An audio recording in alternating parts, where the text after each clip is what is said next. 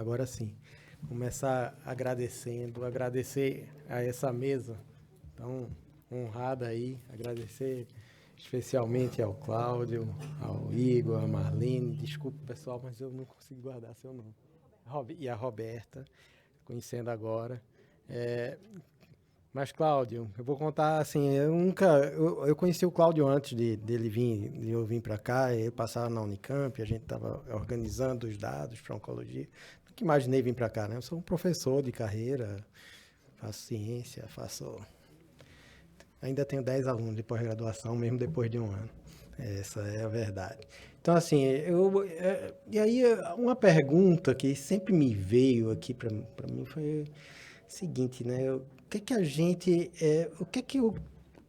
Uma missão, né? Como você vai vir, qual é a tecnologia, o que é que você tem, né? O que é que você vê aqui todas as falas, você prestando atenção, ela está no meio uma tecnologia embutida.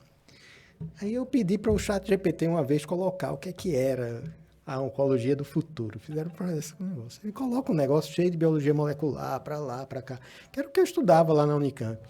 Aí você olha aqui, será que é isso mesmo? Aí você tem todo esse contraste com toda a situação que a gente vive hoje em dia, em que a gente não tem o acesso, a gente não tem o começo das coisas organizadas. E a gente viveu num mundo completamente hospitalocêntrico. Quando eu estava lá dentro da minha clínica, atendendo, sempre atendi só no SUS, tá? Professor de carreira, sempre atendi no SUS, ficava lá na porta esperando. A dor que você sente no paciente não é aquela, é a dor de não ter conseguido um atendimento antes de chegar com o diagnóstico. Aquilo era o que me machucava toda vez. Lembro de vários e vários casos nesse sentido. Não é um nem outro, alguns mais marcantes, quando é mais jovem, mais marcante. Um câncer de reto, por exemplo, com pelve congelada, que chega com pelve congelada para você atender, porque não fez a cirurgia sem metástase à distância. Então, é isso que fica na cabeça, né?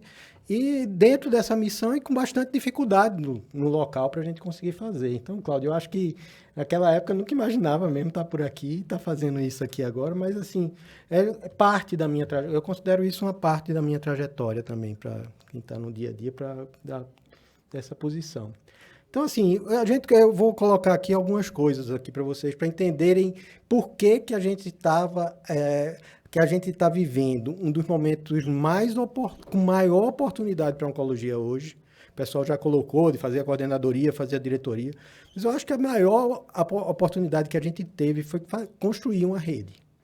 Tá certo? Independente de qualquer coisa. E agora que a gente está construindo uma rede e que o ministro coloca como uma prioridade de governo, com o presidente dentro da sala, dentro da primeira apresentação do programa Agora Tem Especialista, como consolidar a maior rede de câncer do mundo, que é isso que a gente fez, é uma oportunidade tanto de estar aqui. Então, assim, na verdade, o que é essa rede? É a gente que está construindo ela agora, né?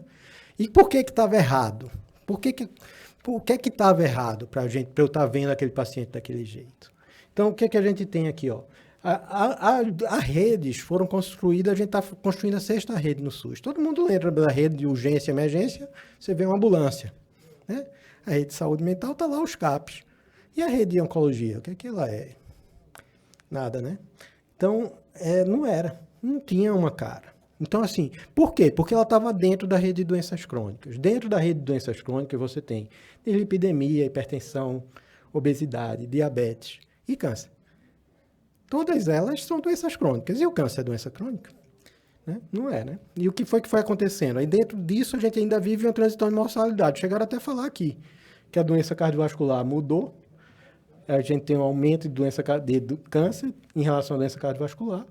Aqui, principalmente, se você for ver isso aqui, é a farmácia popular que está fazendo isso, para diminuir a doença cardiovascular e aumentar a sobrevida com mais de 70 anos. Você agora tem a maior causa de morte começando a ser câncer, porque você consegue prevenir as outras. Quer dizer, de um lado a gente foi bastante efetivo para as doenças cardiovasculares e muito pouco efetivo para as doenças crônicas, para o câncer. E aí a gente pegava isso. Na hora que chega, você pega uma ausência de rede estruturada, centrada em alta densidade tecnológica. Se você vê todas as falas aqui, tem tecnologia, câncer é sinônimo de tecnologia. Né? Como eu falei no começo. fragmentação do cuidado do usuário, entrada tardia da pessoa com câncer no sistema, baixa capacidade de sistema de diagnóstico, fragmentação no sistema de informação, não cumprimento dos tempos, oferta de exames de apoio, diagnóstico e imagem desarticulada, provimento inadequado. O que é isso? É um buraco entre a atenção primária e a atenção terciária. A cara da rede é a atenção secundária, é o diagnóstico rápido. Tudo que tem aqui, você tem muita melhora quando você coloca a atenção secundária. O que a gente tem de resultado é isso, a gente tem que mudar isso, é óbvio, a gente está brigando contra isso agora, né, na implementação, que começando agora. Você tem mais de 60 dias com em torno de 40% dos pacientes, em torno de 40% dos pacientes com 40% de diagnóstico tardio, com mais de 60 dias para diagnóstico. Estadio 3 e 4, entre 60% e 70%. Colo uterino, olha, pasmem aí, colo uterino é tratável com vacina, é curável com vacina, é prevenível completamente com NIC. 50% de colo uterino e doença tardia. 3 e 4. Paciente morrendo por câncer de colo uterino e não é pouco, não são poucas. 16 por 100 mil, 16 por 100 mil na região norte, 8 nordeste, centro-oeste, 4 sul e sudeste, que aí já se aproxima da taxa de mortalidade de país desenvolvido. E a gente investindo completamente. 48% de aumento, sai de 5,1 bilhão para 7,5 bilhões em 2024, sem contar os aumentos agora, que agora eu vou mostrar o que a gente tem feito depois. E aqui a gente vê a taxa de cura e onde está o investimento, né? Radioterapia e cirurgia mais ou menos estável. Quimioterapia, mesmo com a capacidade de curar 3%, por isso que você mantém 60% a 70%, você 60% a 70% dos pacientes chegam em estadio 3 e 4, terminam necessitando de quimioterapia, a maioria delas não sendo curativa, a não ser quando está associada à cirurgia e radioterapia. Aqui é um escândalo nacional, eu acho isso aqui, enquanto você está aumentando o teu gasto. Nos Estados Unidos você consegue baixar câncer de mama, aqui no lado esquerdo é o gasto do Brasil em câncer de mama, e o Brasil aumentando o gasto e não diminuindo, e aumentando a mortalidade. Aumenta gasto, aumenta a mortalidade, né? Então, assim, bastante centrado em outro canto. E aí, o que a gente tem? Por que está acontecendo isso? Olha como é que é a radioterapia. Isso aqui é um estudo que foi feito pela Sociedade Brasileira de Radioterapia, que é ali em cima, em Roraima, em Amapá, mais de 1.000 quilômetros que se anda para conseguir chegar no aparelho de radioterapia.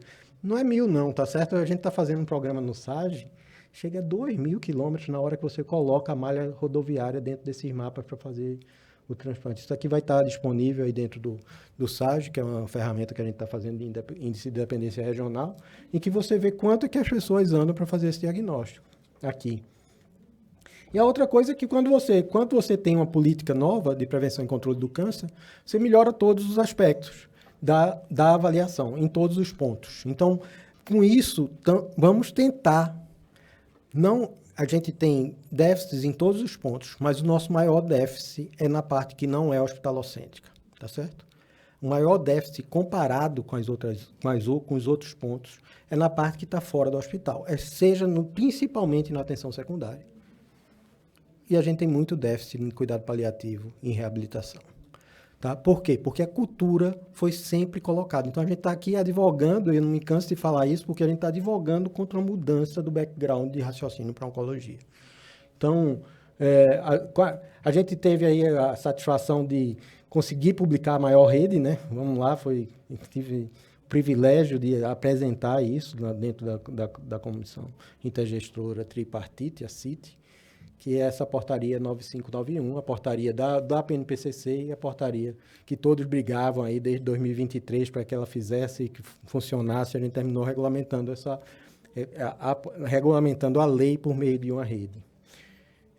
Em relação a essa última portaria, está em discussão desde aquela época, bastante complexa a portaria de assistência farmacêutica, eu acho que agora está bem mais próximo de sair no resultado. Tá?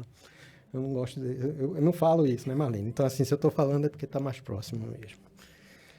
E o que é que a gente tem feito? Né? Então, vamos botar nessa rede de linha de cuidado e como está sendo o nosso esforço para trabalhar na rede de linha de cuidado. Eu não estou com um apontador, mas se a gente pegar primeiro as ações de vigilância e promoção de saúde e prevenção primária, hoje de manhã eu estava revisando a portaria para o registro hospitalar de câncer.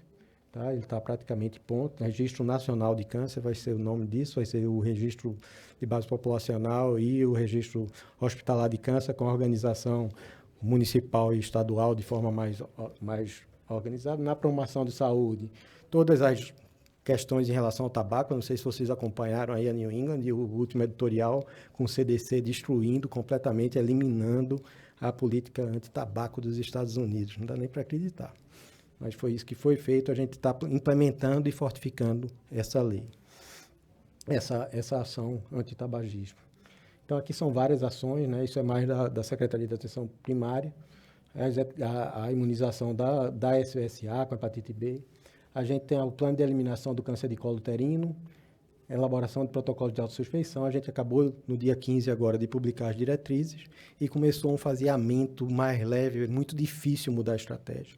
A mudança da estratégia para o colo uterino, que você levar o HPV-DNA para a atenção primária, onde está faltando hemograma e urina 1, ainda é bastante complexa e a gente está enfrentando isso passo a passo, município a município, para poder mostrar todas as dificuldades para diagnóstico, para poder implementar o HPV-DNA. Então, isso aqui é uma ação muito importante nossa, porque ela realmente traduz isso que eu estou falando, né? A gente está agora com 36% de cobertura, onde a meta é de 70%. Não é à toa que tem 50% de morte. 36% de cobertura de rastreamento, 82% de ação dentro de prevenção de vacina. Pelo menos a vacina a gente está indo bem, a meta é 90% da OMS, mas a gente está com a metade do rastreamento.